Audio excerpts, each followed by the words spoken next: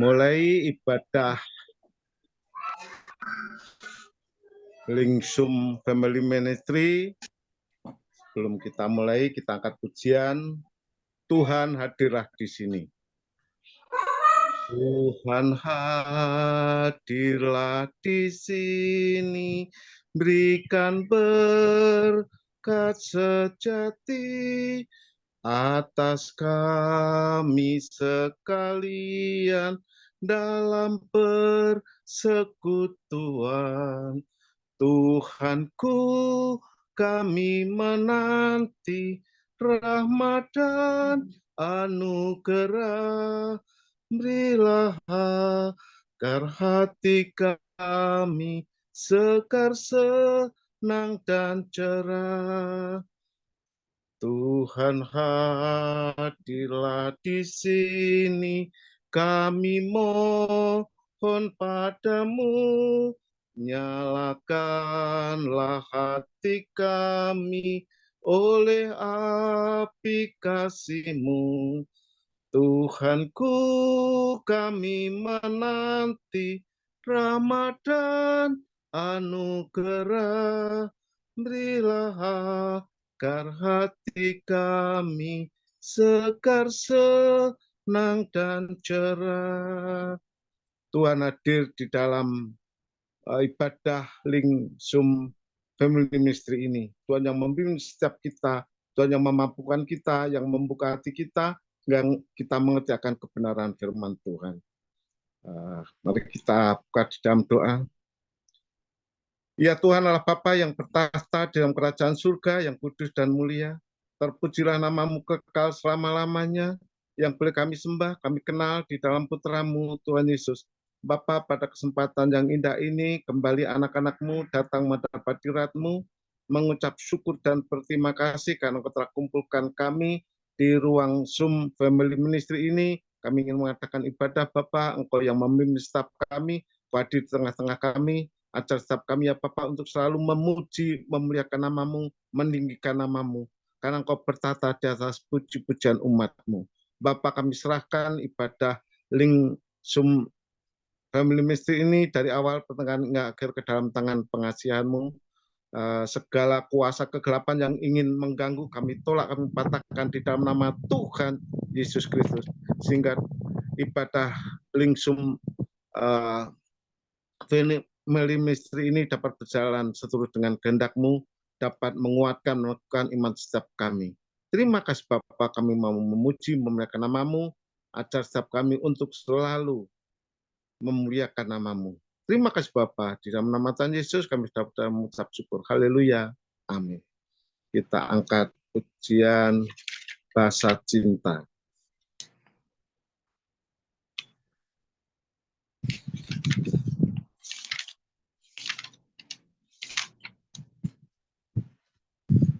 Andai kata ku lakukan yang luhur dan mulia, jika tanpa kasih cinta hampa tak berguna.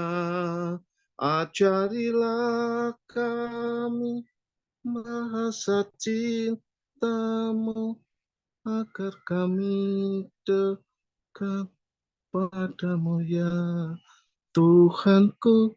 Ajarilah bahasa cinta, agar kami dekat padamu.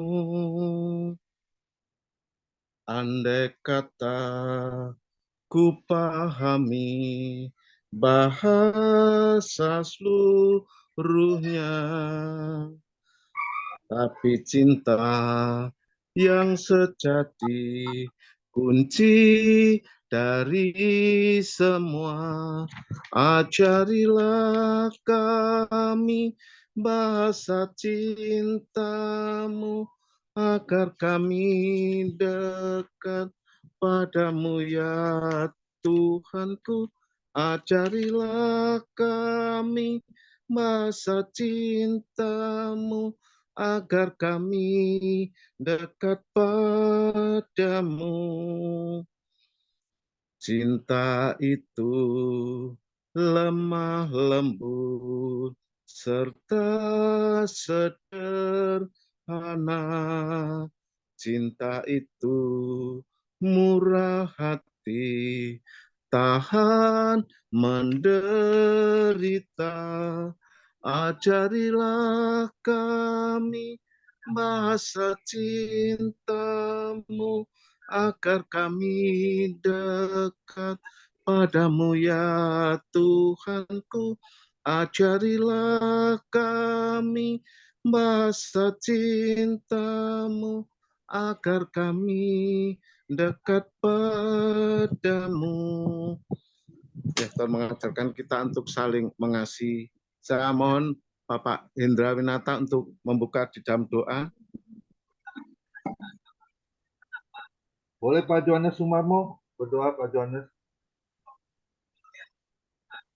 Mari kita berdoa. Bapa di surga, di dalam nama Tuhan Yesus pada sore ini kami sungguh mengucap syukur oleh karena kemurahan Tuhan. Pada sore hari ini kami dapat mengikuti ibadah family ministry. Tuhan, kami mohon kiranya Engkau mengurapi kami semua, Engkau melawat kami semua, sehingga ibadah pada sore ini menjadi berkat bagi kami semua. Kami rindu memuji besarkan nama-Mu Tuhan melalui ibadah family ministry ini.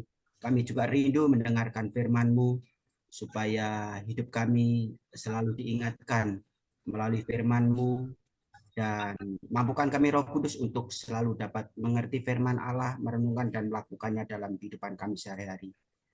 Roh Kudus tolong. Dalam nama Tuhan Yesus kami sambut ibadah family ministry pada sore ini dan kami naikkan syukur kepadamu. Haleluya. Amin. Amin. Ya, kita angkat pujian sekeliling tahta Tuhan. Sekeliling tahta Tuhan berhimpun dombanya, memuji dan bernyanyian, merdu bergembira. Segenap puji baginya dan Yesus penebus, tempatku disiapkannya di surga yang kudus. Jangan gelisah, sabdanya percaya padaku. Akulah jalan yang benar ke rumah Bapakku. Segenap puji baginya dan Yesus penebus, tempatku disiapkannya di surga yang kudus. Setiap kita selalu merasakan ingin hidup bahagia di dalam kerajaan surga. Hanya Tuhan Yesus satu-satunya jalan menuju ke rumah Bapa di surga. Sebelum kita mendengarkan firman Tuhan, kita angkat pujian, kusiapkan hatiku Tuhan. Kusiapkan hatiku Tuhan, untuk dengar firman-Mu saat ini.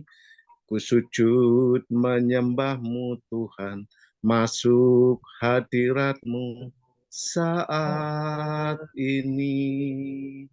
Curahkan urapan-Mu Tuhan bagi jemaat-Mu saat ini.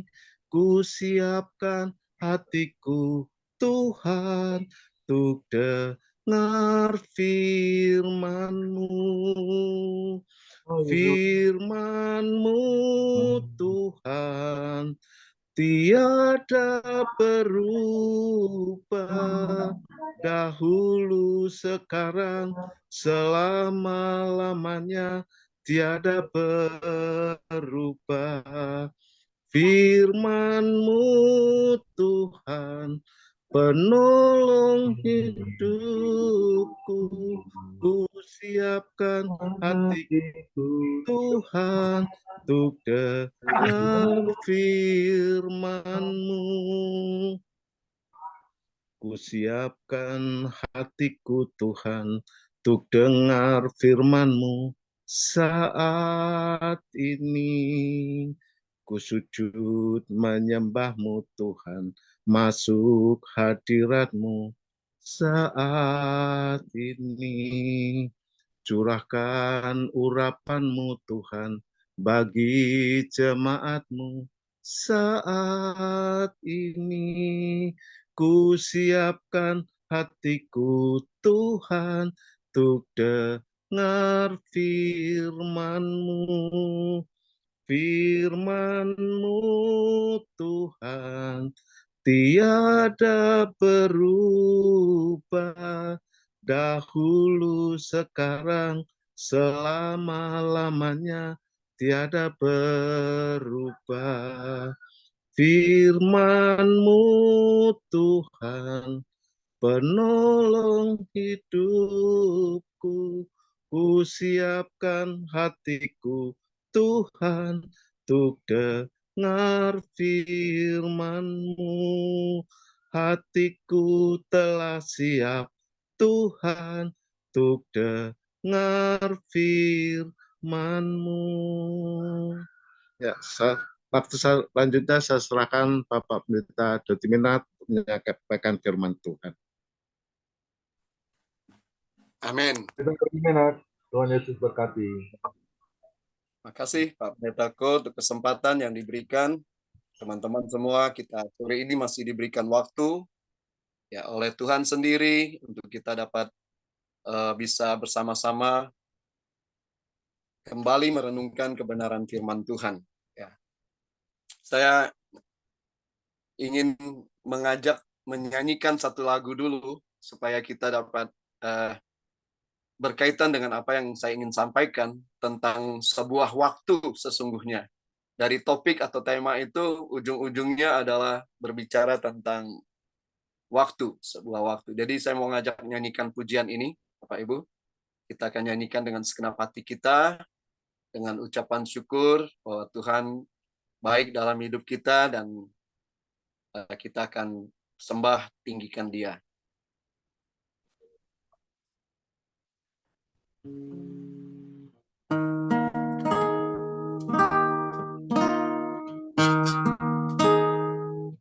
Bila kau izinkan sesuatu terjadi,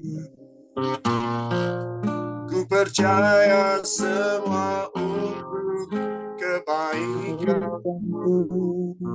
Bila nanti telah tiba waktumu, ku percaya kuasa-Mu memulihkan hidupku. Waktu Tuhan pasti yang terbaik, walau kadang tak mudah dimengerti. Lewati cobaan, ku tetap percaya waktu Tuhan pasti yang terbaik.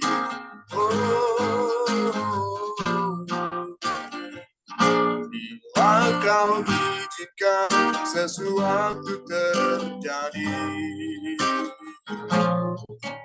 ku percaya semua untuk kebaikanku. Bila nanti telah tiba waktumu, ku percaya kuasa-Mu memulihkan hidupku. Waktu Tuhan pasti yang terbaik, walau kadang tak mudah dimengerti. Lewati cobaan, ku tetap percaya waktu Tuhan pasti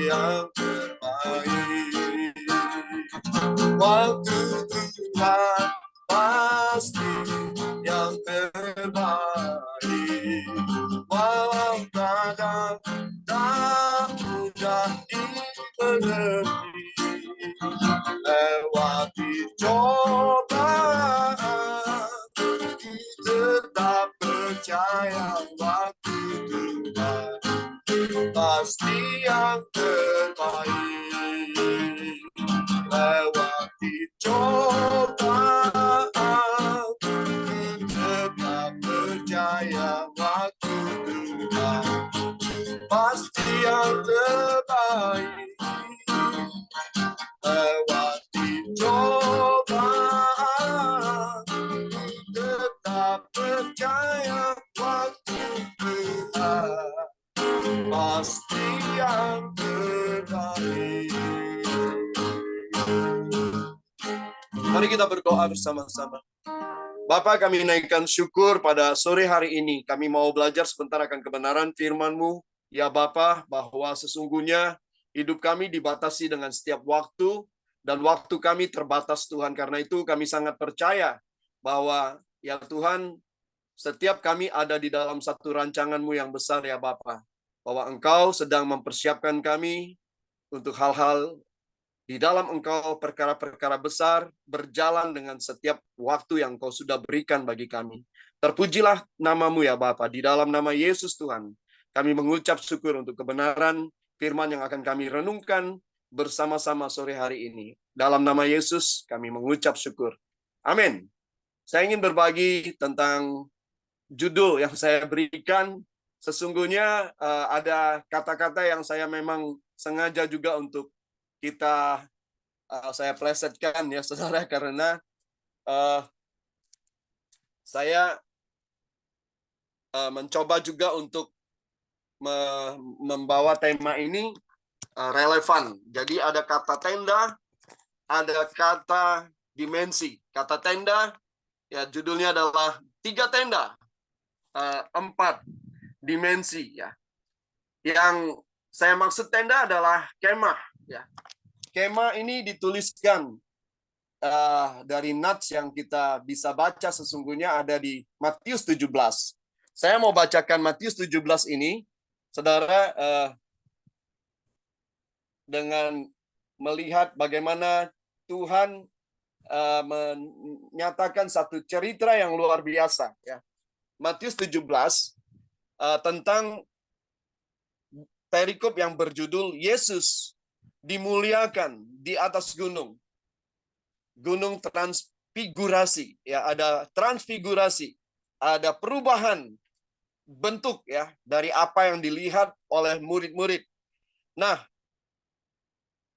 perikop ini ditulis dalam tiga penulis Injil.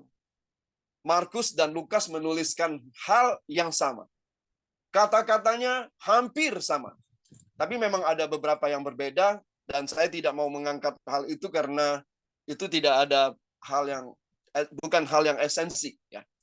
Nah, saya mau bacakan Matius 17 ini secara penuh dari ayat 1 sampai seterusnya. Dikatakan demikian, 6 hari kemudian Yesus membawa Petrus, Yakobus dan Yohanes saudaranya, dan bersama-sama dengan mereka ia naik ke sebuah gunung yang tinggi. Di situ mereka berdiri, mereka sendiri saja. Lalu Yesus berubah rupa, transfigurasi, di depan mata mereka.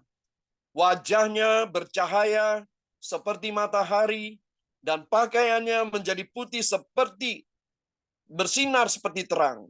Maka nampak kepada mereka Musa dan Elia sedang berbicara dengan dia.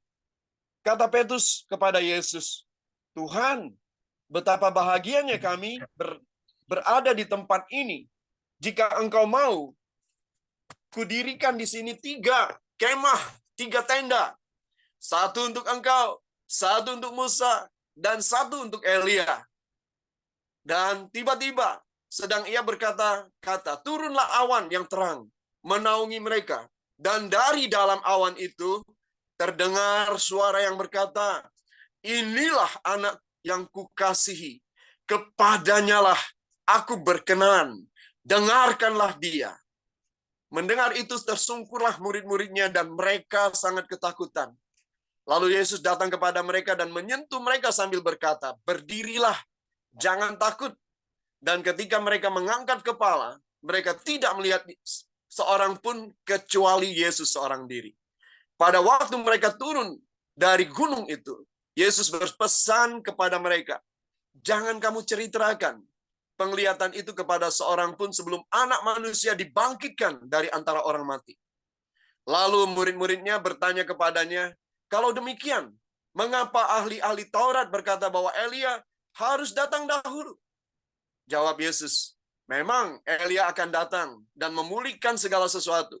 Dan aku berkata kepadamu, Elia sudah datang, tetapi orang tidak mengenal dia dan memperlakukannya menurut kehendak mereka. Demikian juga Anak Manusia akan menderita oleh mereka.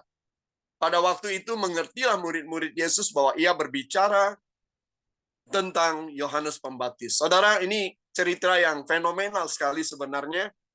Karena itu cerita yang sama ini, 3 orang muridnya ini, Matius, Markus, dan Lukas, mereka benar-benar menuliskannya dalam Injil yang kita baca.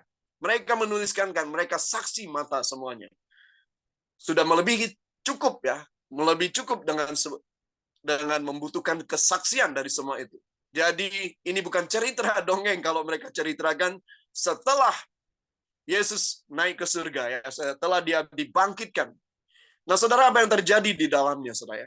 Saya menunjukkan di dalam ayat yang keempat, Petrus berkata kepada Yesus, Tuhan, betapa bahagianya kami berada di tempat ini.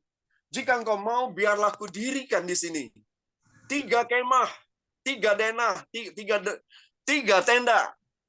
1 untuk engkau, 1 untuk Musa, dan 1 untuk Elia. Petrus ini suka spontanitas, Bapak Ibu ya. Sehingga langsung dia berbicara demikian, tanpa mungkin dia pikirkan sesuatu. Padahal sesungguhnya tidak mungkin. Ya, dan kenyataannya itu hanya sebuah hal yang permintaan yang tidak mungkin dijawab oleh Tuhan. Dan faktanya, akhirnya mereka tidak lagi melihat Musa dan Elia, saudara. Tapi dari pengalaman itu, Petrus, kita belajar tentang Petrus beberapa kali dalam room kita ini.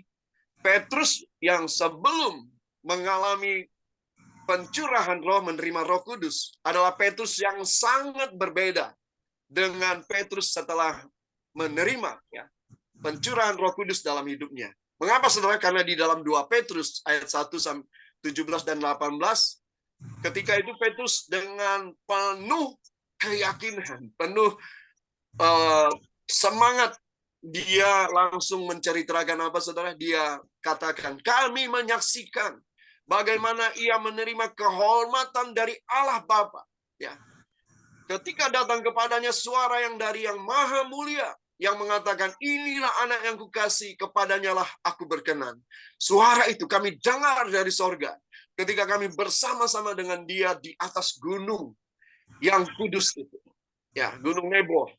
Gunung yang kudus itu. Nah, karena itu sore ini saya ingin sampaikan hal ini. 2 pokok utama di dalamnya adalah tentang kemah yang tertulis dalam firman Tuhan tentang kemah, dan selanjutnya adalah tentang dimensi keempat. Nah, saudara yang terkasih di dalam Tuhan, saya lanjutkan dulu tentang Petrus. Ya. Ada 3 murid Tuhan ini menuliskan semuanya, saudara. Ada Matius, Markus, Lukas. Petrus seringkali tidak tahu apa yang dia katakan. Ya. Dia katakan tentang kemah, padahal sesungguhnya, saudara, ditunjukkan beberapa ayat berikut tentang kemah, saudara ya. Kita melihat dari 2 Korintus, ya. Ini Rasul Paulus yang menuliskan, mengajarkan kepada murid-murid tentang apa makna kata tenda atau kemah. 2 Korintus 5 ayat 1 sampai dengan 4 dikatakan demikian, saudara. Ya. Karena kami tahu bahwa jika tenda atau kemah tempat kediaman kita di bumi ini dibongkar, Allah telah menyediakan suatu tempat kediaman di sorga bagi kita. Suatu tempat kediaman yang kekal, yang tidak dibuat oleh tangan manusia. Selama kita di dalam kemah ini, kita mengeluh karena kita rindu mengenakan tempat kediaman sorgawi di atas tempat kediaman kita yang sekarang ini. Sebab dengan demikian kita berpakaian dan tidak kedapatan telanjang. Sebab selama masih diam di dalam kemah ini, kita mengeluh oleh beratnya tekanan karena kita mau mengenakan pakaian yang baru itu tanpa menanggalkan yang lama supaya yang fana itu ditelan oleh yang hidup. Tetapi Allah ya yang sampai di sana saudara ya, berbicara tentang kemah tadi ya. Rasul Paulus juga mengingatkan tentang kemah. Rasul Paulus tent maker, seorang pembuat tenda. Jadi dia tahu persis apa dan bagaimana fungsi dari tenda atau kemah.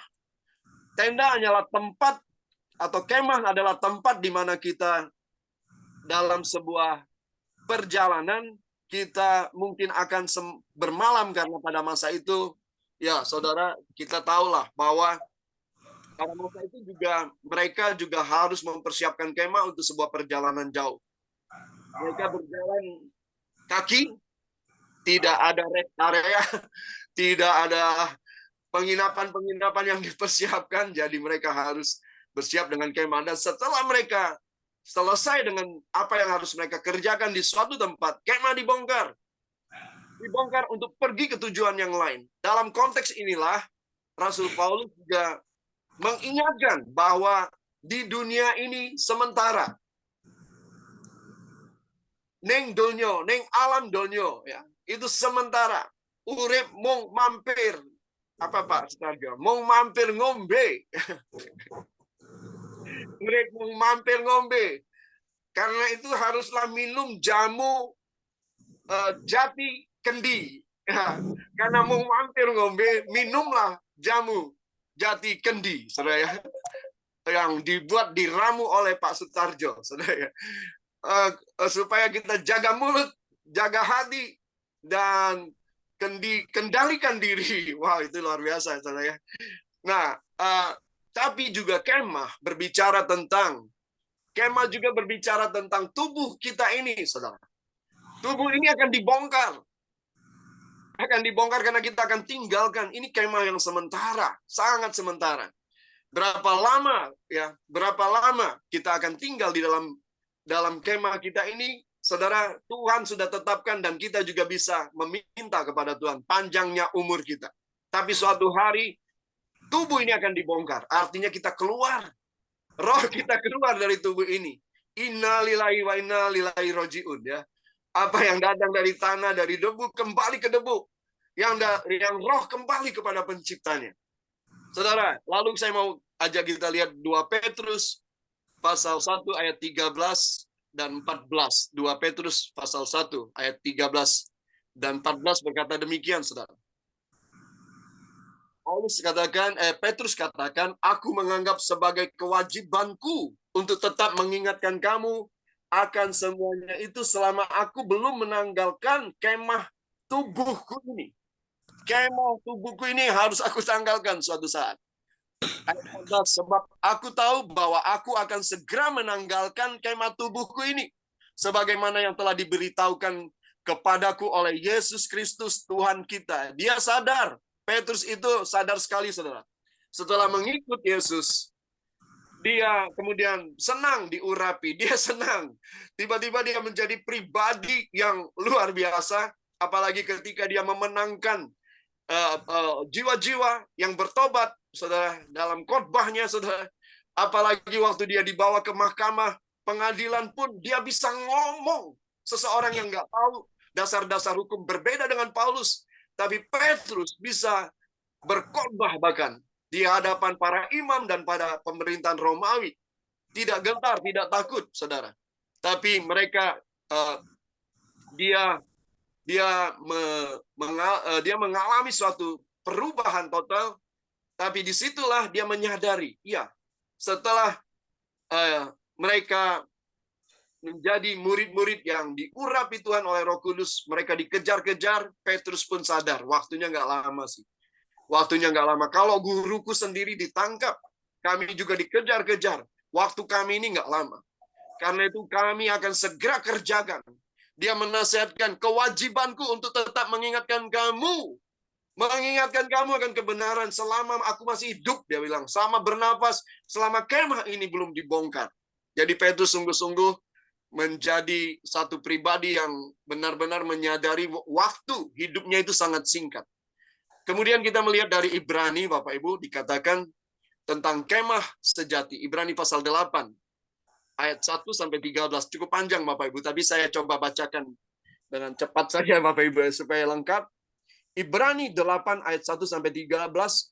Bapak Ibu nanti renungkan juga ayat-ayat ini. Dikatakan demikian, imam besar perjanjian baru, ya. Inti segala yang kita bicarakan itu ialah kita mempunyai imam besar yang demikian, yang duduk di sebelah kanan tata, yang maha besar di sorga, dikatakan.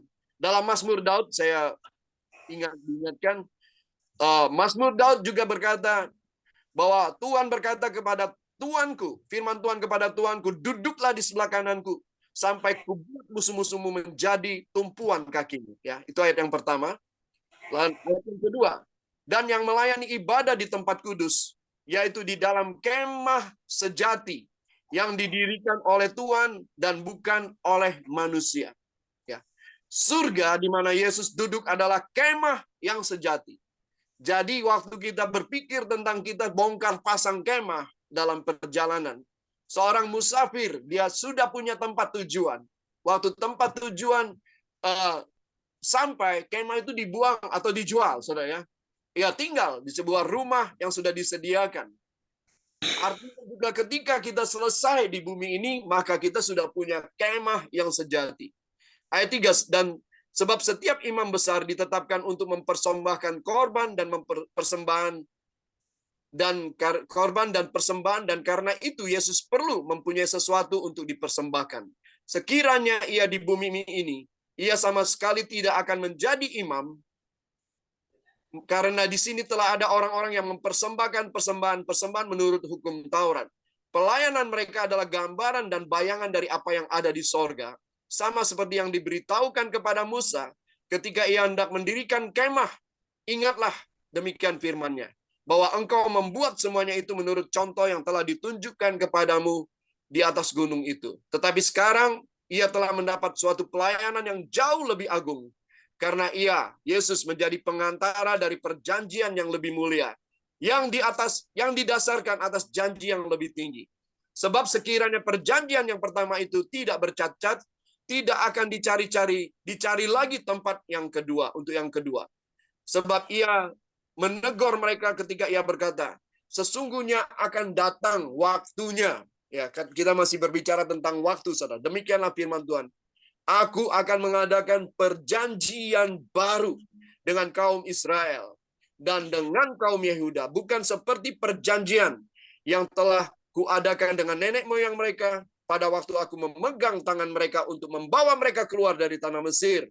Sebab mereka tidak setia kepada perjanjianku, dan aku menolak mereka, demikian firman Tuhan. Maka inilah perjanjian yang kuadakan dengan kaum Israel sesudah waktu itu. Demikianlah firman Tuhan. Aku akan menaruh hukumku dalam akal budi mereka, dan menuliskannya dalam hati mereka. Dan aku akan menjadi Allah mereka, dan mereka menjadi umatku. Dan mereka tidak akan lagi mengajar lagi sesama warganya atau sesama saudaranya dengan mengatakan, kenalah Tuhan, sebab mereka semua besar kecil akan mengenal aku, sebab aku akan menaruh belas kasihan terhadap kesalahan mereka dan tidak lagi mengingat-ingat dosa mereka. Oleh karena ia berkata-kata tentang perjanjian yang baru, ia menyatakan yang pertama sebagai perjanjian yang telah tua, dan apa yang telah menjadi tua telah usang, telah dekat kepada kemusnahannya. Ya, jadi penjelasan tentang kemah sejati, tempat di mana tujuan destiny hidup kita. Jadi ini tentang Petrus, saudara ya, bahwa dia sesungguhnya seseorang yang tanpa dia betul-betul menyadari dia dipakai Tuhan dengan luar biasa. Dan surat-surat dalam Ibrani juga menjelaskan tentang tujuan akhir kehidupan kita, bahwa kemah hidup ini akan dibongkar dan pada waktunya Tuhan Kita semuanya akan ada di dalam kemah sejati ini, saudara. Nah, dalam konteks ini, saudara, saya sangat mencoba, sangat diberkati waktu saya merenungkan kebenaran ini, saudara. Ya, saya ya ada suara yang bocor, Pak, bisa dibantu? Ya, ada suara yang bocor, silakan. Co-host banyak sekali co-host ya. Ya, saya belajar renungkan luar biasa ayat-ayat ini. Waktu ketiga itu Petrus, Yohanes, ya saudara, Yakobus juga bersama-sama bertiga diajak Tuhan secara khusus naik ke gunung. Secara khusus mereka 3 orang. Lalu tiba-tiba mereka melihat Musa. Mereka melihat Musa. Ya. Melihat Musa. Dan seakan-akan mereka tahu semuanya. Tapi kita lihat dulu siapa Musa ya. Menurut kitab Keluaran, nama Musa Moseh artinya berfaedah, diangkat dari air. Dari arti kata maseh ya saudara, yang mengangkat, menarik keluar. Karena Musa pada waktu kelahirannya memang sudah menjadi jalan kehidupannya. Dia dihanyutkan di Sungai Mesir untuk diselamatkan dari pembunuhan massal anak-anak kecil, bayi-bayi. Sehingga Musa diterima dalam keluarga Firaun. Dari ketakutan kebinasaan, ketakutan akan kematian berubah menjadi sebuah kehidupan yang luar biasa terjadi dalam hidup Musa dalam Keluaran 20. Musa juga lahir di Mesir 1527 sebelum Masehi. Ya. Saudara bisa baca pada pemerintahan Merneptah, pendapat lain mengatakan pemerintahan Ramses Akbar atau Tum-Motsis atau Firaun. Musa adalah pemimpin dan nabi orang Israel dan memiliki tugas membawa Bani Israel keluar dari Mesir. Setelah Musa keluar dari istana, dikejar-kejar juga karena dia sudah membunuh seorang tentara, ya, seorang prajurit Mesir. Lalu Musa lari dan dari sanalah dia mendapat panggilan dari Tuhan untuk membawa orang Israel. Dan yang unik juga dari kelahiran Musa dan kehidupannya, kematiannya, ya.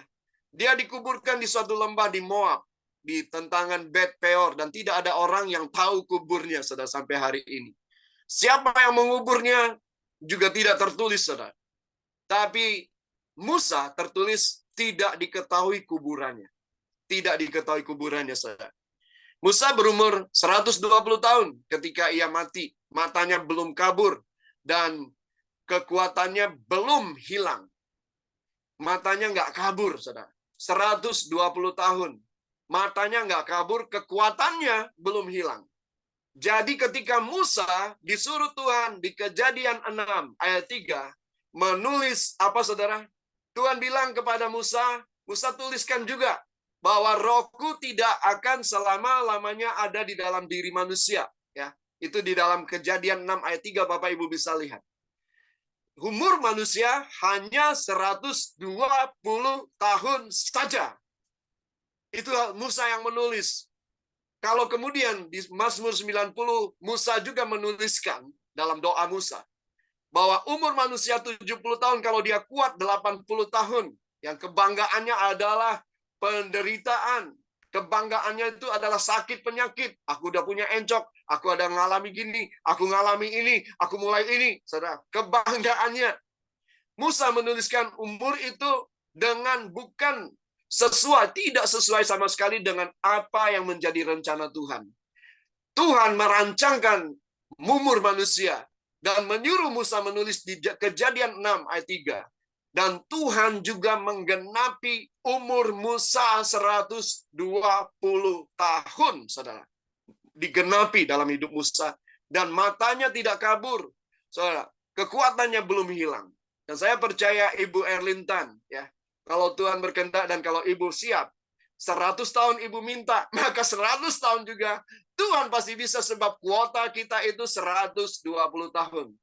Ya, 120 tahun. Karena itu, saudara, saya ajak kita minta umur panjang. Haleluya. Ya. Nah, lanjutnya, saudara. Siapakah Elia? Ya. ini kita lihat dulu siapa Elia. Elia artinya adalah Elijah, Elias, ya. Yahweh adalah Tuhan, artinya saudara. Seorang nabi di kerajaan Israel Utara pada zaman pemerintahan Raja Ahab, ya. Ahazia dan Yoram pada sekitar abad ke-9 sebelum Masehi, ya, sampai ke abad 9 sebelum Masehi.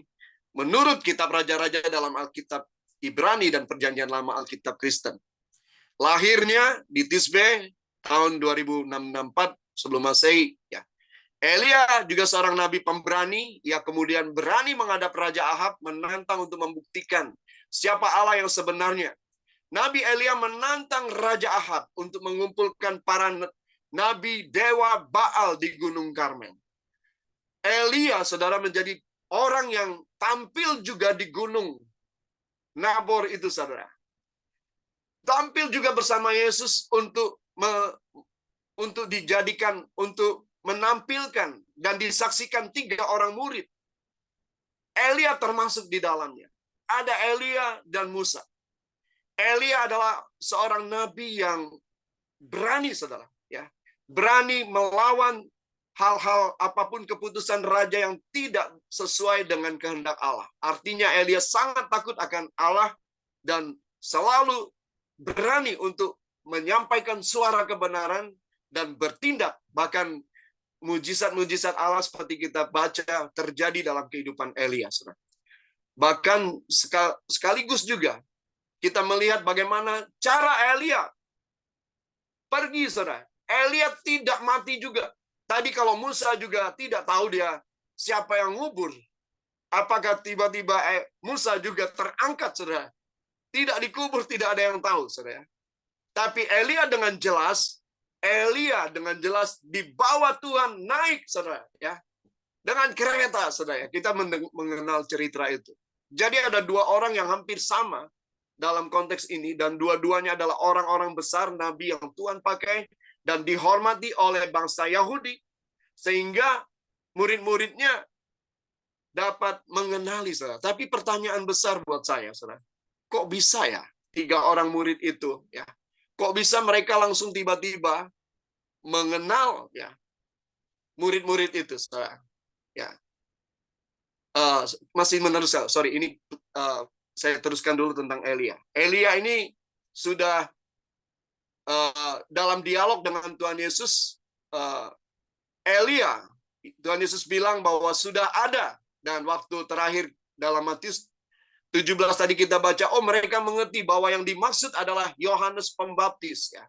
Lukas 1 ayat 17 mencatat bahwa waktu Zakaria menerima nubuat kelahiran anaknya, Yohanes Pembaptis, malaikat Gabriel menyampaikan pesan Tuhan bahwa Yohanes Pembaptis akan berjalan mendahului Tuhan dalam roh dan kuasa Elia, dan membuat hati bapak-bapak berbalik kepada anak-anaknya, dan hati orang-orang durhaka kepada pikiran orang-orang benar, dan dengan demikian menyiapkan bagi Tuhan suatu umat yang layak baginya.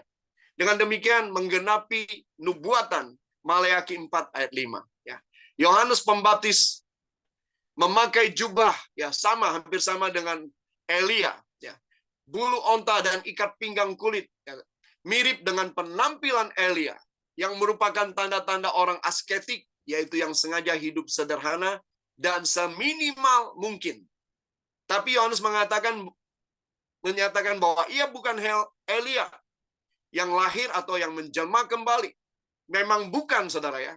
Melainkan ia menerima roh dan kuasa Elia untuk mempersiapkan kedatangan Tuhan Yesus. Tuhan Yesus sendiri menegaskan peranan Yohanes sebagai Elia. Peranannya apa, saudara?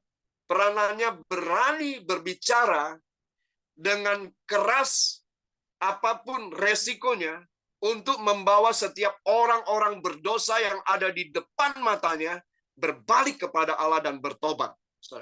Demikian juga Musa, saudara.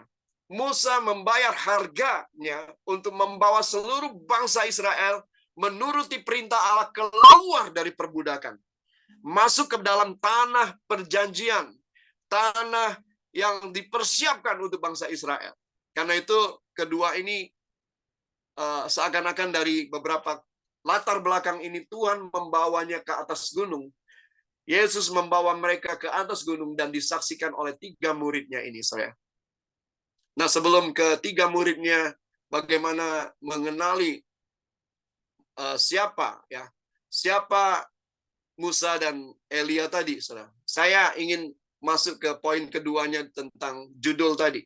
Kita sudah dapat melihat latar belakang kemah, lalu latar belakang siapa-siapa tokoh-tokoh di dalamnya. Tapi saya mau ajak kita melihat 4 dimensi, atau lebih tepatnya dimensi keempat. Karena saya kaitkan kedua poin ini dalam satu kalimat ini. Mengapa? Karena memang ada hal yang kita perlu renungkan dan pelajari bersama-sama. Yaitu apa, saudara? Bahwa dimensi keempat ini adalah dalam konteks tulisannya Pak Pendeta Yonggi Cho, saudara ya. Dia menyatakan bahwa dimensi keempat, ya, orang harus percaya karena dunia kita ini dunia dimensi ketiga, 3 dimensi yang kita jalani. 3 dimensi itu kita ada ruang waktu, ya. Waktu kita terbatas juga. Waktu kita ini hari ini, detik ini, jam 17.16, ya, tanggal 16 Mei ini, saudara, tanggal 13 Mei ini adalah waktu kita. Kita nggak bisa balik ke belakang, tapi kita bisa ke depan, saudara ya. Sementara kehidupan 4 dimensi yang menurut buku Yonggi Cho, ya, saudara pernah baca ini buku 20 tahun yang lalu, saudara ya. Dan ini sangat memberkati banyak gereja dan hamba-hamba Tuhan, sampai kemudian gereja Pak Yonggi Cho ini di Korea Selatan menjadi suatu gereja yang sungguh-sungguh menjadi pusat perhatian kekristenan seluruh dunia. Ya, saudara, di tahun-tahun itu banyak orang masuk ke sana dan melihat bagaimana tempat doa, bagaimana orang-orang Korea Selatan sendiri menjadi seorang yang takut Tuhan dan selalu rindu ada dalam hadirat Tuhan dan berdoa membangun bukit-bukit atau rumah-rumah mereka menjadi tempat doa. Dan akibatnya, saudara, saya lupa tahun berapa, survei membuktikan hampir setengah bagian, hampir 50%, kalau tidak salah naik turun, saudara ya. Melebihi atau kurang sedikit dari 50%, warga negara Korea adalah orang Kristen. Itu kira-kira 20 atau sampai 10 tahun yang lalu. Tapi kemudian berkembangannya sekarang mulai melorot lagi, saudara. Mulai memasuki zaman K-pop dan semuanya, kekristenan mulai luntur lagi di Korea Selatan, saya. Tapi gereja Pak Yonggi Cho dan pribadi Pak Yonggi Cho menjadi pusat perhatian dari kekristenan di dunia. Mengapa? Karena dalam buku ini Pak Yonggi Cho memberikan banyak sekali contoh-contoh bagaimana dia mengatakan kalau kita itu bukan sekedar melihat apa yang kita lihat saat ini. Ketika Anda membayangkan, ketika Anda mau masuk dalam satu pengalaman rohani dan menerima apa yang kita rindukan untuk hal yang mempermuliakan Tuhan, maka iman yang kita bangun adalah dengan cara memvisualisasikan, ya, membayangkan seakan-akan kita benar-benar melihat apa yang kita rindukan terjadi dalam hidup kita untuk mempermuliakan Tuhan, terjadi ada di depan mata kita. Dan terus-menerus meyakininya. Ya, Yonggi Cho mengenalkan kalau iman yang lahir dari Tuhan akan memberikan kekuatan supranatural untuk membuat manusia terus ya mampu berjalan dalam melawan arus. Artinya hidupnya memang secara natural, tapi di dalam iman percayanya membawa rohnya melihat hal-hal yang supranatural, memimpikannya, memvisualisasikannya, dan pada akhirnya terjadi. Dan secara prakteknya memang terjadi dalam pelayanan Pak Yonggi Cho, saudara ya. Dan itulah sebabnya dia menuliskan buku ini. Namun sebelum itu, saudara, dimensi keempat yang menurut hal dunia yang hari ini saya ingin berbagi kepada Bapak Ibu adalah dimensi keempat yang kita bisa lihat, ya. Kita bisa melihatnya di semua akun-akun YouTube kita, ya. Kalau Bapak Ibu mengetik dimensi keempat akan muncul, saudara ya. Akan muncul begitu banyak video fiksi, video yang tentang pengetahuan tentang dimensi keempat yang dikaitkan dengan apa, saudara? Dikaitkan dengan bahwa bisa saja di bumi kita ini ada makhluk asing, alien yang masuk dari galaksi mana-mana yang jutaan tahun bisa menembus dan kemudian begitu banyak video atau yang belum terbukti saat ini, saudara. Tapi ada yang begitu meyakini pernah bertemu dengan makhluk asing, piring terbang. Kalau dulu zaman saya kecil, piring terbang. Ya.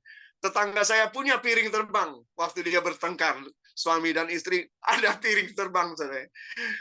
Dulu kita tahu itu, tapi kita nggak kepikir. Tapi dunia pengetahuan sudah menuliskan jauh-jauh, ya.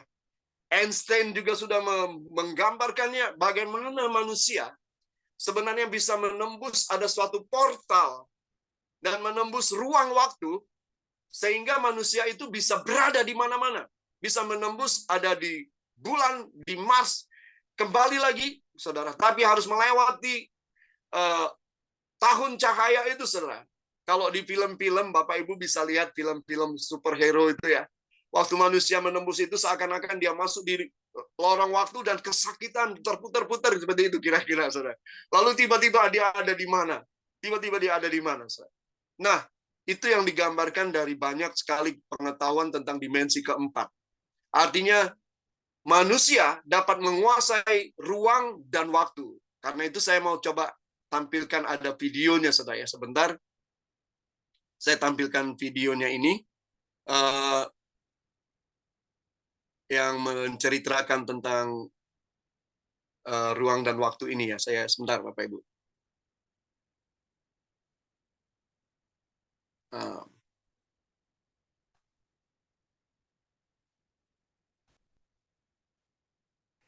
Maaf, sebentar.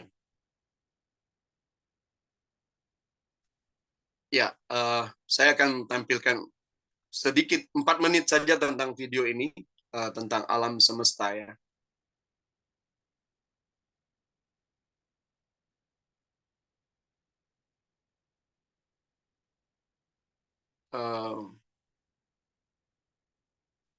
Sorry.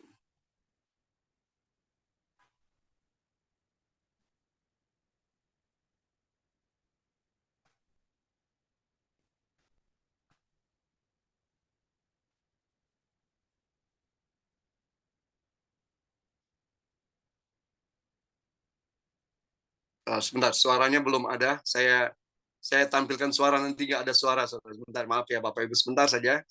1 menit. Ya.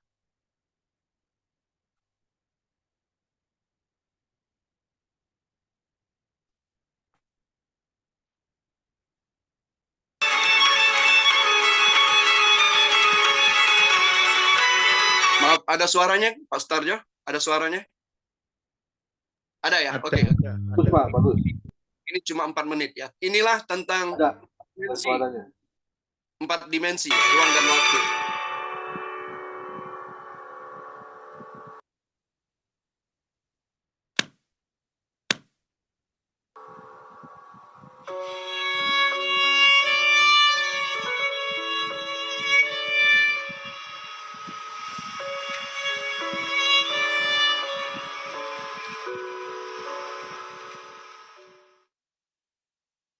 Ruang dan waktu itu 4 dimensi, 3 dimensi untuk ruang, 1 lagi untuk waktu. Dimensi keempat tak bisa dipisahkan dari 3 dimensi. Seperti 3 dimensi yang tak bisa dipisahkan dari 2 dimensi.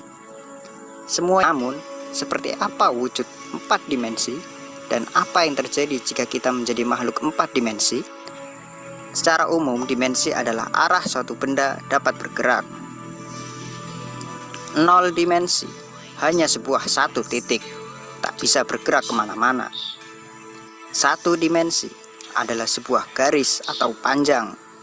Makhluk 1 dimensi hanya bisa bergerak ke kanan atau ke kiri. Di 2 dimensi, kita mendapatkan panjang dan lebar. Dengan kata lain, sebuah bidang datar. Makhluk di 2 dimensi hanya bisa bergerak ke kanan, kiri, depan, dan belakang. Di 3 dimensi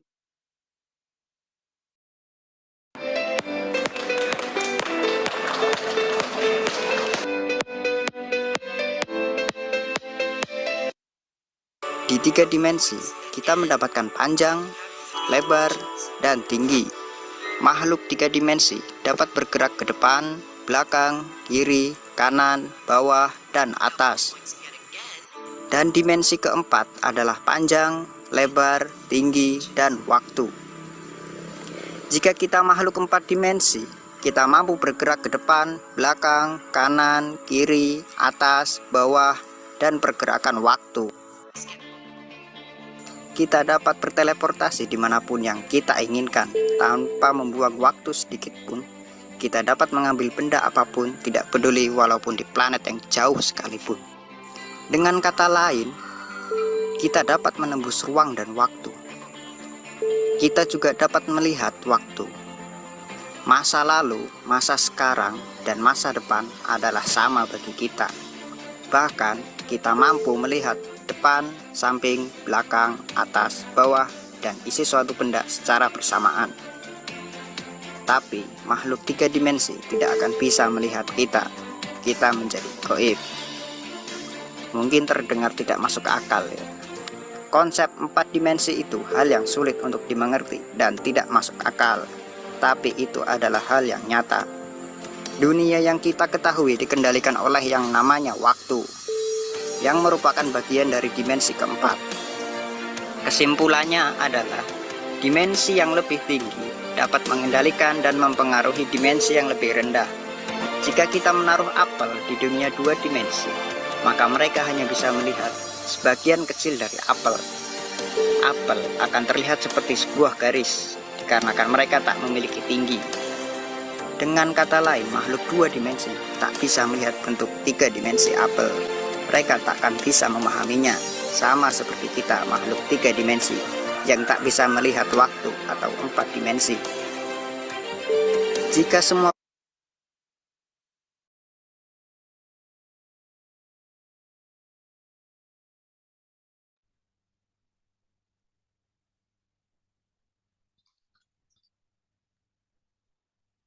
Suaranya nggak ada, Pak Dodi. Suara tidak ada, Pak. Ya, sorry. Ya. Jadi saya stop karena cukup panjang, tapi Bapak Ibu masih bisa melihat di YouTube dan bisa membayangkan. Dan itulah yang dikerjakan oleh para ahli, para ilmuwan untuk mencoba mencari sesuatu sampai manusia nanti bisa seakan-akan bisa ada di mana saja, sudah bisa menguasai waktu. Jadi dimensi yang lebih besar itu tidak akan sangat mempengaruhi dimensi yang lebih kecil. Yang kecil tidak bisa melihat hal yang besar. Dan kalau kita bayangkan dalam kehidupan kita, dalam iman percaya kita, saudara, bagaimana kita juga sesungguhnya, ya, kalau Tuhan katakan berbahagialah kamu, sekalipun kamu tidak melihat, tetapi kamu percaya. Tidak melihat tetapi percaya. Itu artinya juga bahwa sesungguhnya, saudara, kalau Pak Yonggi Cho telah menuliskan dimensi keempat ini, saudara, ada beberapa pengkhotbah juga mencoba membawa pengertian itu, saudara. Pengertian tentang 4 dimensi atau dimensi keempat ini. Kemudian beberapa penulis, Pak Bigman Sirait juga sempat menuliskan hal-hal seperti ini.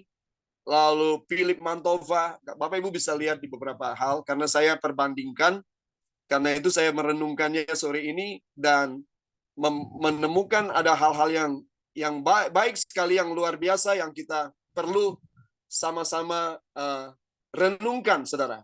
Bagaimana kita sore ini juga belajar juga untuk melihat ya tentang apa yang Pak Yonggi Cho juga sudah nyatakan ya. Dan mengajarkan bahwa iman itu adalah iman dasar dari segala sesuatu yang kita harapkan. Iman adalah dasar segala sesuatu dari apa yang kita, sampai lupa saya. Sebentar Bapak Ibu. Saking semangatnya. Biasanya saya hafal ayat ini. Iman adalah dasar dari segala sesuatu yang kita harapkan dan bukti dari segala sesuatu yang tidak kita lihat. Ya, dasar dari segala sesuatu yang kita harapkan, bukti dari segala sesuatu yang tidak kita lihat. kalau manusia duniawi yang tidak peduli dengan firman Tuhan dan tidak menganggap Tuhan itu ada, saudara ya, para ilmuwan itu, dan berusaha menembus area yang menurut saya menjadi batas dari keberadaan manusia, itu saja bisa mempercayai bahwa mereka bisa melihat apa yang tidak dilihat, saudara. Lalu bagaimana kita sebagai orang percaya yang terus-menerus setiap hari sesungguhnya kita dilatih dengan iman percaya. Kita sendiri kadang-kadang meragukan. Kita harus seperti Thomas yang harus melihat dulu baru percaya. Nah, saudara yang terkasih, itu sebabnya kita sore ini ya melihat tadi bahwa di dalam Ibrani 11 ayat 1 yang kita pernah diskusikan, saudara ya. Dasar dari segala sesuatu yang kita harapkan. Iman adalah dasar dari segala sesuatu yang kita harapkan. Lalu bukti dari segala sesuatu yang tidak kita lihat. Kita mulai dengan harapan. Apa yang Bapak Ibu harapkan sore ini? Ya. Kalau hari ini saya masih punya pengharapan yang belum saya lihat terjadi dalam hidup saya. Saya masih berharap kepada Tuhan. Karena di Yeremia 17 dikatakan, diberkatilah orang yang mengandalkan Tuhan dan menaruh pengharapannya kepada Tuhan. Diberkati. Karena pengharapan di dalam Tuhan tidak pernah dikecewakan. Itu kata firman Tuhan. Sore ini saya ingin mengajak, ada saja pasti dari antara kita, Bapak Ibu, ada yang masih punya satu pengharapan-pengharapan yang belum terjadi dalam hidup kita. Nah, disinilah saya melihat bagaimana posisi pengharapan itu, saudara. Bahwa pengharapan itu tidak akan pernah ya dikecewakan. Pengharapan itu selalu harus ada. Karena itu adalah dasar, itu adalah fondasi, saudara. Seperti Ibrani 6 ayat 19 ini. Pengharapan itu adalah sauh. Sauh itu apa, Bapak Ibu? Sauh itu adalah jangkar. Anchor dalam bahasa Inggrisnya. Saya sangat akrab dengan sauh. Bukan pelaut, saudara. Saya nggak pernah naik kapal berlama-lama tapi saya akrab sekali dengan anchor yang ada dalam kemasan di botol, di kaleng, ya namanya anchor. Dan kalau diminum, kita bersuka cita. Kepala pusing-pusing, tapi kita bisa bersuka cita. Bir anchor itu namanya, saudara ya. Jadi anchor atau sauh ini, firman Tuhan menekankan pengharapan itu seperti sauh yang kuat dan aman bagi jiwa kita. Yang telah dilabuhkan sampai ke belakang tabir. Konsepnya adalah kita harus percaya bahwa sauh jangkar itu sudah aman. Sudah ada, sudah tertambat. Di mana? Di belakang tabir. Di mana itu di belakang tabir? Waktu ada kata tabir ini saya mengingat bagaimana waktu kejadian Yesus mati, saudara. Yesus mati waktu dia menyerahkan nyawanya dan terjadi gempa bumi, saudara. Langit gelap dan di dalam bait Allah tiba-tiba tirai. Tabir itu terbelah. Tabirnya terbelah, saudara. Lalu saya diingatkan juga bahwa, oh ya, berarti kematian Tuhan Yesus menjadi sebuah jangkar pengharapan. Menjadi sebuah tempat tautan, tambatan. Tempat di mana nanti semua kita akan berlabuh di masa depan kita, di waktu ke depan kita. Bahwa kita sudah punya satu tempat dan dikatakan sauh yang kuat, jangkar yang kuat. Saudara, seberapa kuat, saudara? Saya punya gambaran ini, saudara ya. Punya foto-foto ini. Seberapa kuat? Ini jangkar, saudara. Jangkar kapal-kapal besar itu hampir setinggi rumah, saudara, jangkarnya. Lalu rantainya sebesar apa, saudara? Rantainya mungkin sebesar sebuah bola yang besar, saudara, yang tidak kita bisa pegang, ya. Rantainya bisa segitu besar untuk kapal-kapal yang besar. Dan seperti inilah gambarannya. Ketika kapal sebesar apapun, orang yang menciptakan kapal itu sudah mempersiapkan jangkar. Mempersiapkan jangkarnya sesuai dengan bobotnya, saudara. Sesuai dengan bobot dari kapal. Sehingga ketika Bahkan lebih kuat dari bobot kapal sesungguhnya, saudara ya. Sehingga ketika ditaruhkan, maka kapal itu tidak akan kemana-mana. Sekalipun ada badai, sekalipun ada angin, kapal itu tetap tidak akan kemana-mana. Nah, bayangkan ketika sauh itu sudah dilabuhkan, maka kapal itu pasti mendarat. Waktu kita sedang berlayar di dalam kehidupan kita hari ini, di manakah tujuan kita, saudara? Jelas sudah ada. Pasti sampai di sana di belakang tabir, dan itu kuat, aman bagi kita. Apakah itu, saudara? Itulah perjanjian Tuhan. Di dalam Ibrani tadi dikatakan bahwa kita disebutkan perjanjian, anak-anak perjanjian Tuhan, saudara. Dalam Alkitab yang berbeda, saudara ya. Dalam terjemahan sederhana Indonesia tahun 2014, ya. Ibrani 6 ayat 19 tadi dan 20 dituliskan dengan demikian, seperti ini, saudara ya. Dituliskan seperti ini.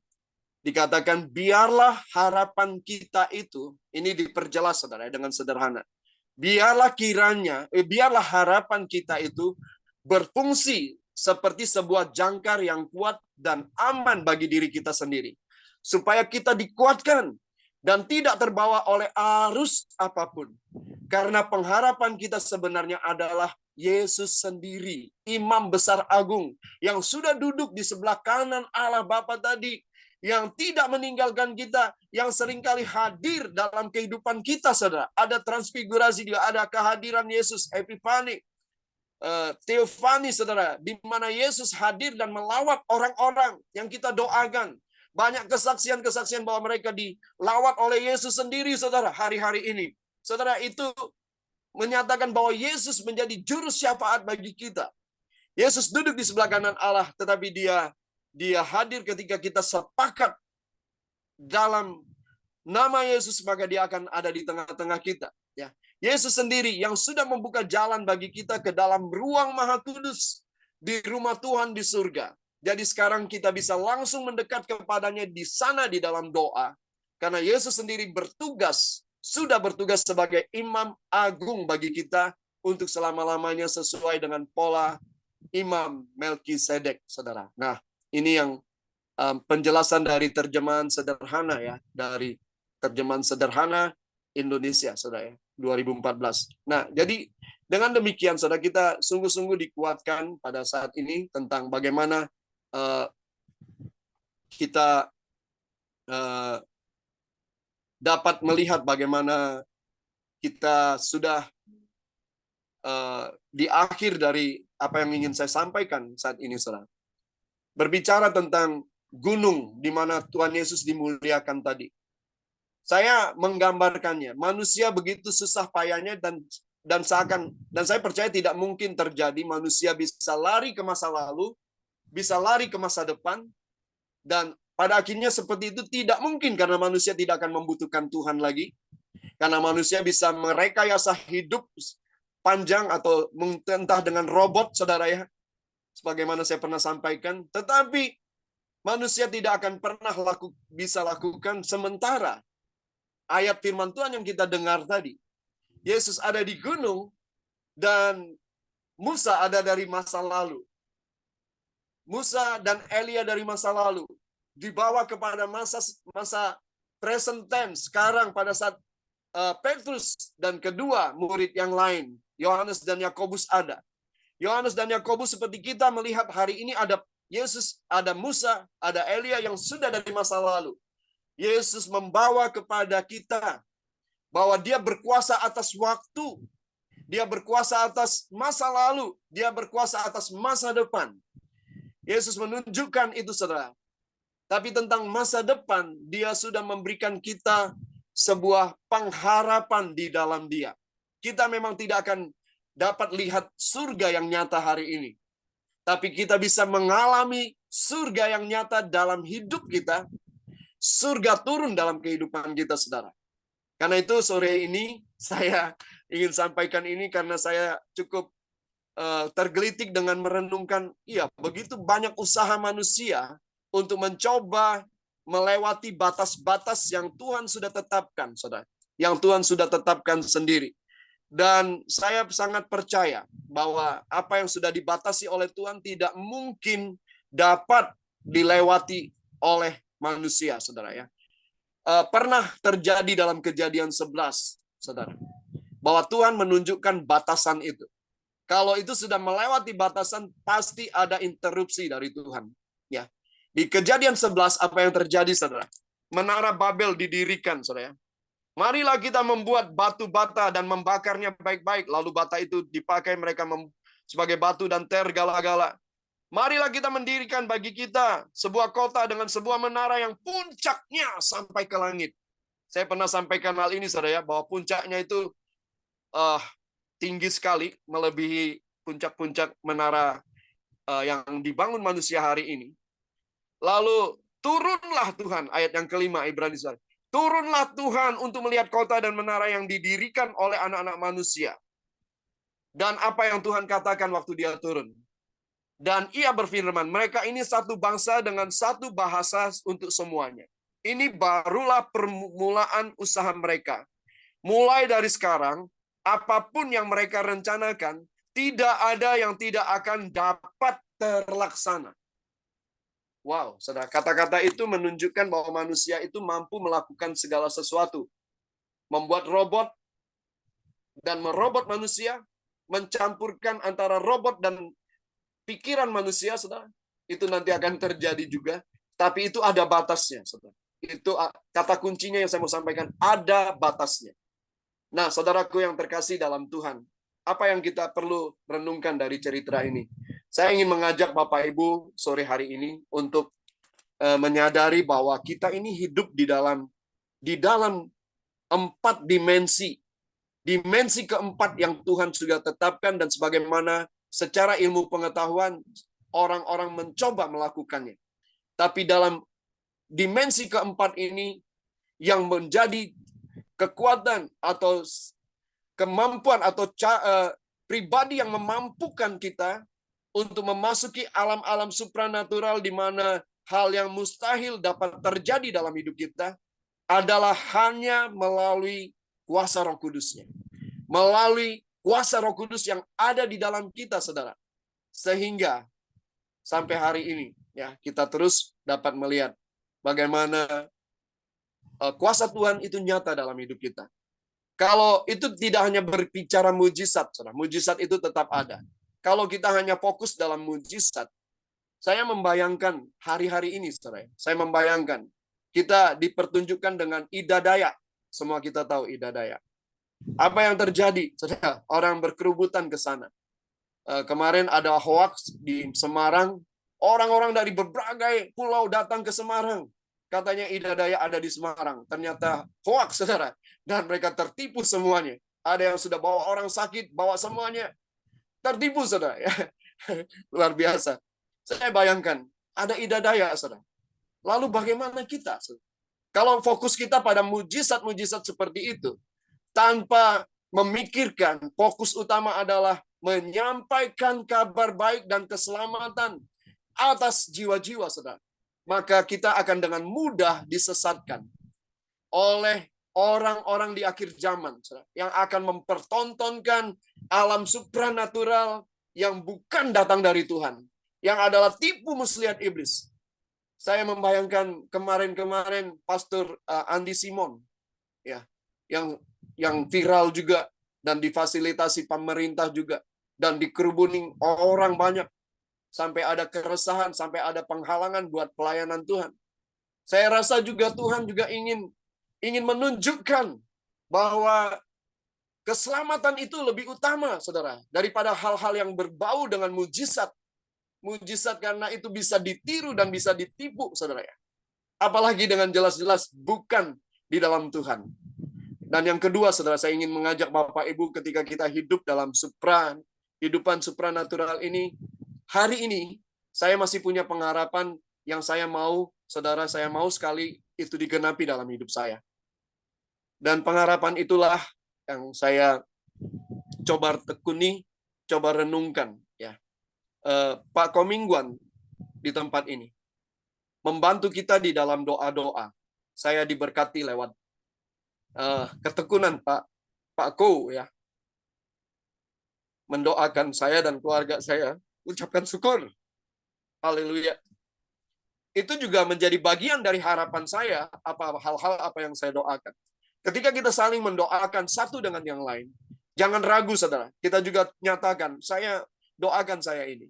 Supaya setiap pengharapan kita ini saudara, dibawa Tuhan melalui iman yang terus bertekun dalam iman. Maka suatu hari pengharapan itu dinyatakan kepada kita. Yang utama adalah keselamatan jelas. Tapi dalam sepanjang perjalanan bahtera ini saudara, tetap berjalan.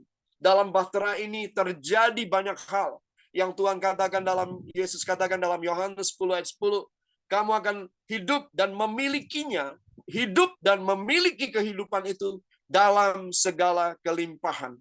Maka hari ini biarlah kita angkat setiap pengharapan kita dengan ucapan syukur bahwa kita sudah menerima otoritas kuasa Tuhan melalui Roh Kudus yang membawa kita masuk dalam hidup dalam dimensi keempat, hidup secara supranatural, hidup dengan kuasa kebenaran firman, kuasa perkataan, sehingga kita semua ada dan menjadi anak-anaknya yang menjadi saksi kebenaran. Hidupku dipenuhi dengan kuasa firman Tuhan. Ya. Hidupku menjadi bukti sebagaimana pujian yang kita nyanyikan. Ya, hidupku menggenapi firman-Mu, tanda mujizat sertai tiap langkahku.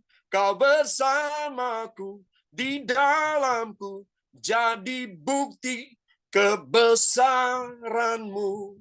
Amin. Mari kita berdoa sebentar. Bapak Ibu terima kasih kita dapat sama-sama coba merenungkan firman Tuhan. Saya terbatas, saya juga mungkin ada kesalahan dan kelalaian, keterbatasan, tetapi Roh Kudus tidak pernah terbatas karena Dia penguasa alam supranatural yang kita terus masuki bersama Dia hari lepas hari. Mari kita berdoa, rendahkan hati dan diri kita di hadapannya. Bapak terima kasih buat kebenaran firman-Mu. Hamba sampaikan dengan Tuhan dengan keterbatasan, tetapi Engkau Roh Kudus yang tidak terbatas. Hamba pun tetap belajar bersama teman-teman semua untuk semakin hari semakin menjadi orang yang Tuhan terbukti bahwa kami adalah sungguh-sungguh murid-Mu Tuhan. Kami juga menjadi orang-orang yang disertai dengan tanda-tanda heran dalam setiap kehidupan kami. Terima kasih Bapa, terpujilah nama-Mu, dan kami bersyukur atas firman-Mu, dan kiranya setiap kami semua diberkati oleh karena Roh Kudus-Mu Tuhan, menjelaskan semakin dalam kehidupan kami pribadi, lepas pribadi. Dalam berkat nama Tuhan Yesus, kami sudah berdoa dan mengucap syukur. Haleluya. Amin. Wow, saya kelebihan panjang ya Pak. Ya, terima kasih untuk hambanya. Dodi Menat ya, yang sudah menjadi saluran berkat buat kita semua. Semua diberkati Tuhan ya, firman yang luar biasa ya. Memang kita harus menyadari ya, kita ini di dunia ini cuma transit ya, cuma numpang lewat ya. Dikatakan di 1 Petrus 1 ayat 17. Dan jika kamu menyebutnya Bapa, yaitu Dia yang tanpa memandang muka menghakimi semua orang menurut perbuatannya, maka hendaklah kamu hidup dalam ketakutan. Kita harus memiliki roh takut akan Tuhan. Selama kamu menumpang di dunia ini, kita harus menyadari ya, segala sesuatu yang kita miliki itu bukan milik kita selamanya. Ya, kita pasti akan pulang nanti ya, akan habis waktunya ya yang Tuhan sudah berikan. Oleh sebab itu maka ada sebuah lagu ya, jangan kita sia-siakan hidup kita ini ya. Waktu Tuhan itu untuk kita juga terbatas ya. Oleh sebab itu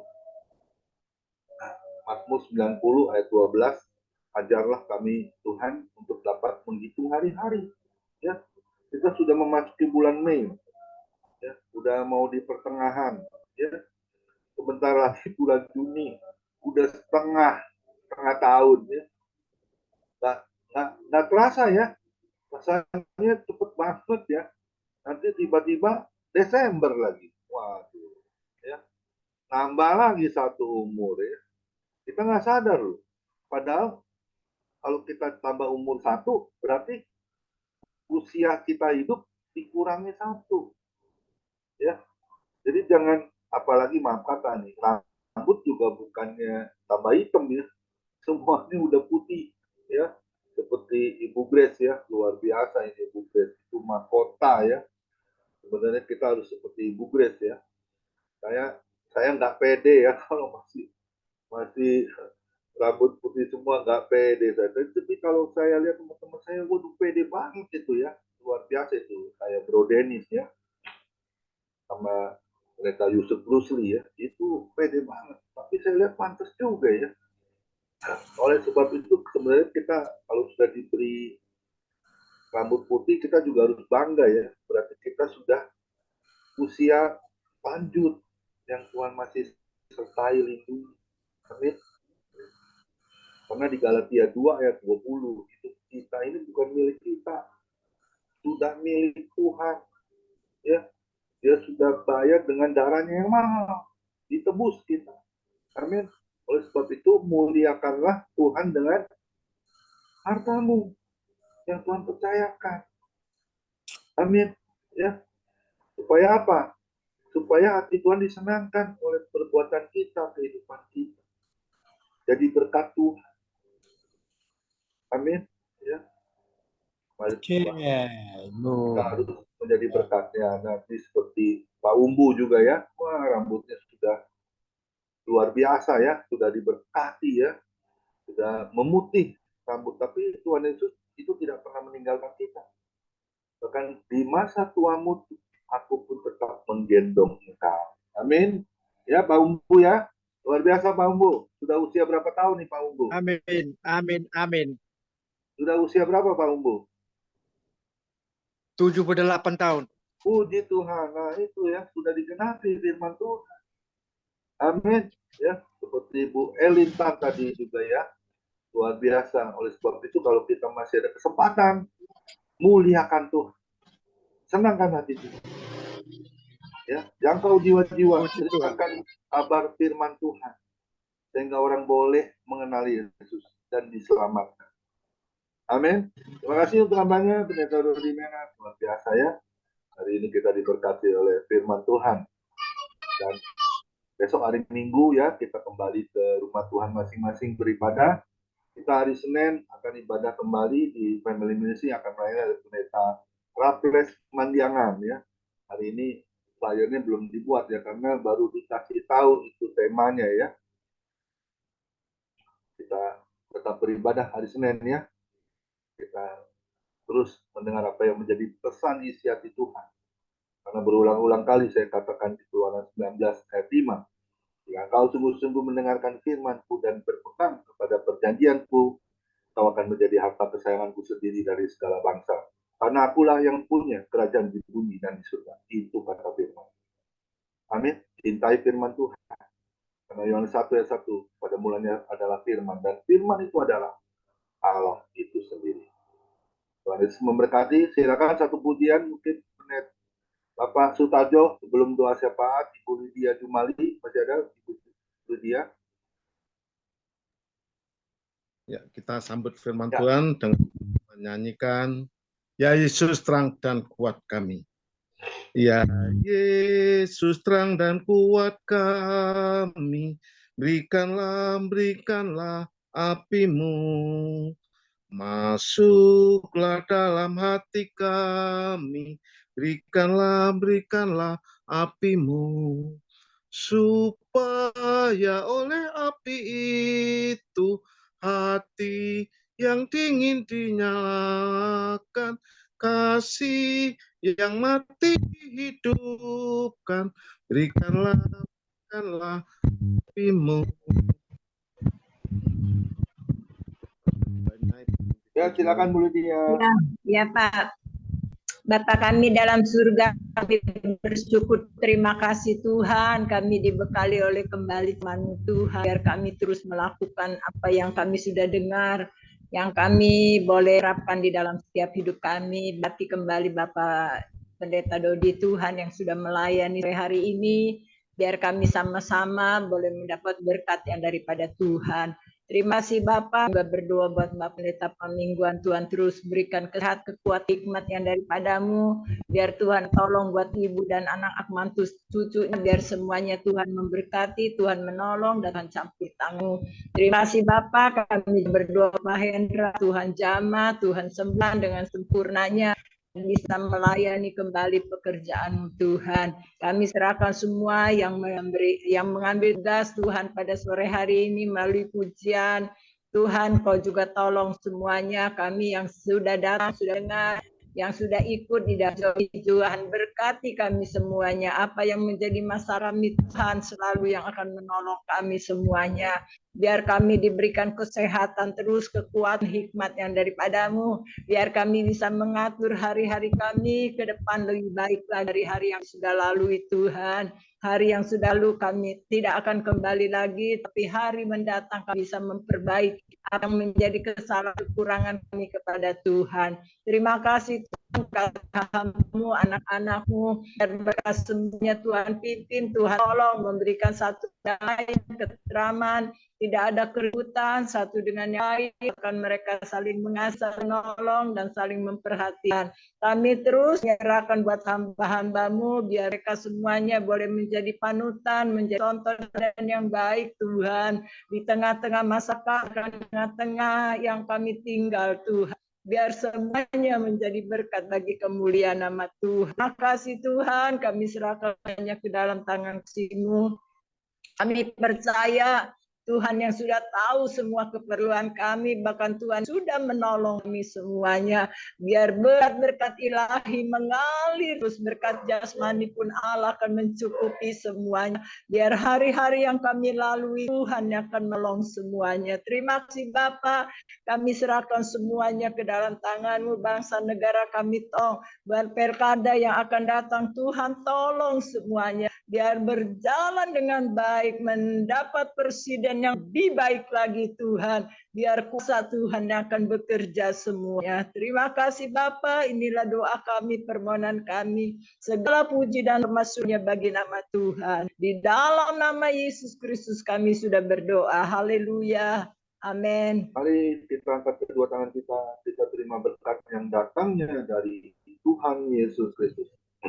Tuhan Yesus Kristus adalah kekuatan dan perisaiku kepada mula kami semua percaya.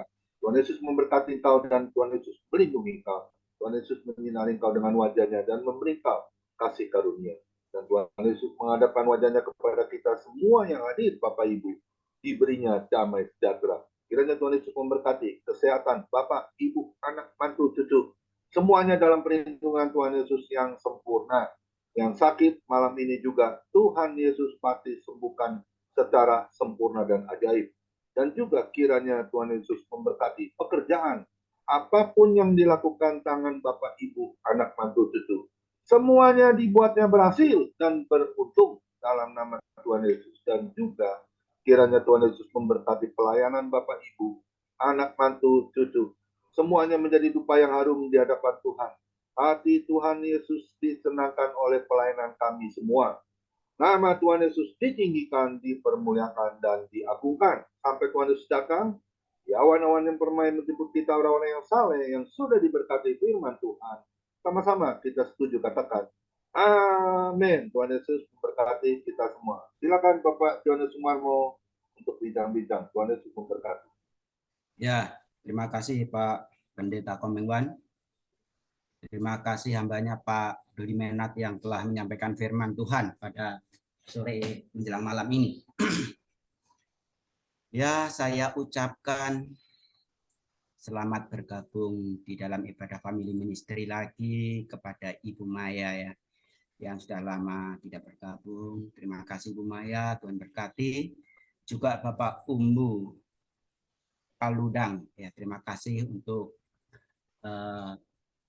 ikut ibadah family ministry. Ya Ibu Maya nanti untuk selanjutnya bisa ikut kembali ya kalau ada waktu atau kesempatan. Kami dengan senang hati bisa bergabung dengan Ibu Maya. Tuhan memberkati Ibu Maya. Haleluya.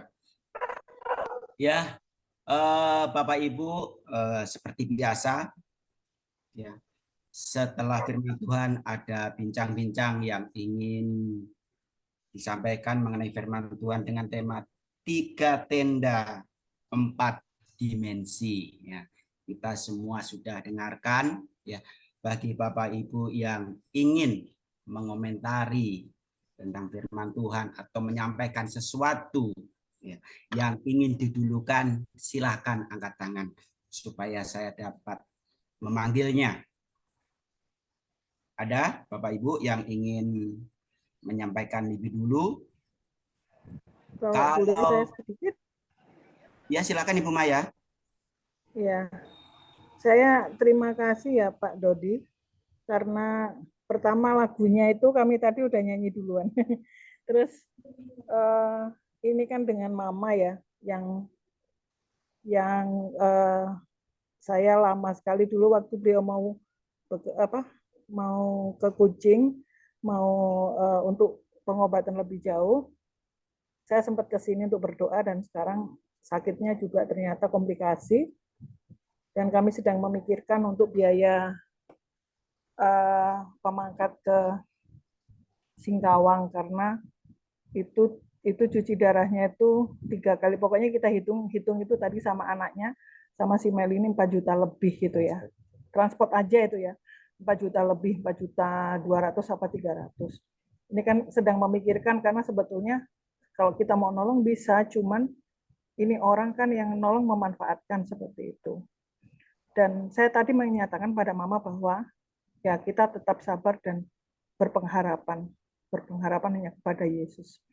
Jadi senang sekali tadi khususnya tentang jangkar. Saya pernah pengalaman Pak Dodi,